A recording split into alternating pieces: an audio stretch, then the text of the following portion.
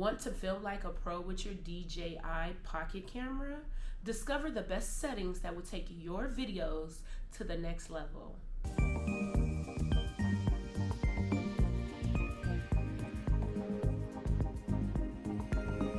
Welcome back to A to the Z Show. I'm Ashley Zachary. I am a filmmaker who loves content. 4K resolution at 24 frames per second. That is the best settings for a cinematic video.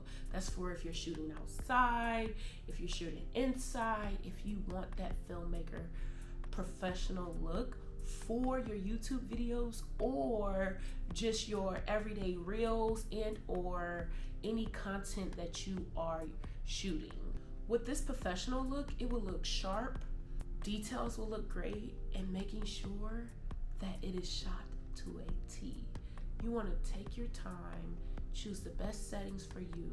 And the reason why you choose your settings the way you want to, or this is the highest resolution, is dependent on the look or what story you're telling. You got to remember that at all times. But if you're doing like a talking head video like this, you can do 1080, but we're talking about the best solutions to film like a pro. It will be 4K at 20 frames per second. This is the look that you see right now. This is 4K, 20 frames per second. Manual exposure control. Manual control ISO, shutter speed, and exposure.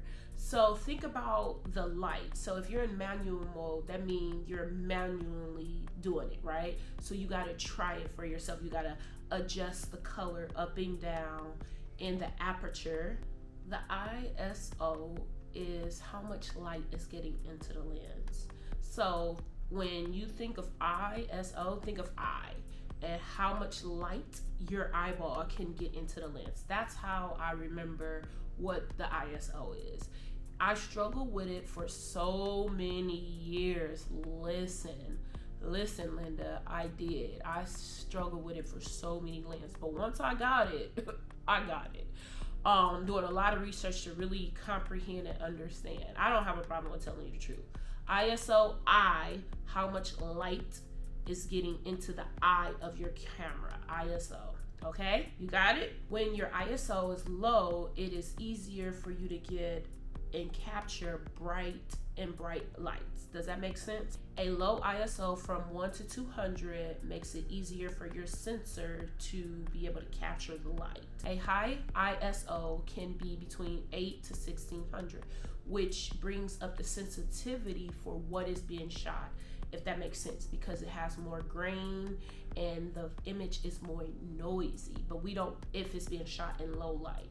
So we want to bring it up, but we don't want to bring it up too much where it can affect the quality of your video. If you are enjoying this video, smash that like button.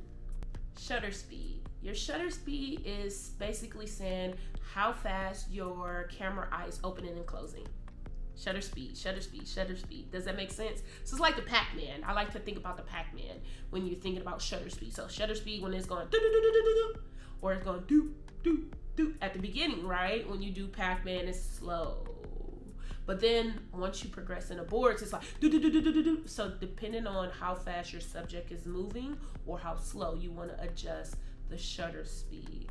Slow shutter speed make a motion blur because it's like 1/30th per second, right? Low shutter speed creates a motion blur, and that's where people utilize for more creativity how fast their subject is moving due to motion blur. Fast shutter speeds move 1000 per second and is capturing fast moving things such as track stars. You know, when they're running on the track, your shutter speed have to be extremely fast. Your aperture is like your f-stop. So is your subject blurred in the background or is the center focus? So I want you to think about your aperture like that. I don't want to go too depth into it, but I just want you to think about that. Your f-stop is your aperture. Your aperture is saying how depth of field you want your image.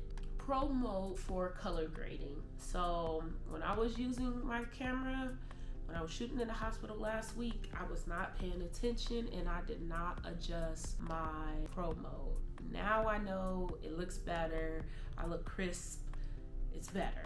but you have to understand your pro mode, because your pro mode basically puts you in a flat color. So when you go in and edit in your editing app that you do, whether that's CANVA, Final Cut Pro, or whether you're editing in one of your softwares, you can put a color editing, or you can adjust within your app. When you preserve a flat setting, it is easier to edit in the app, right? And then you take your time to color grade. If you enjoyed this video, click right here to watch more videos.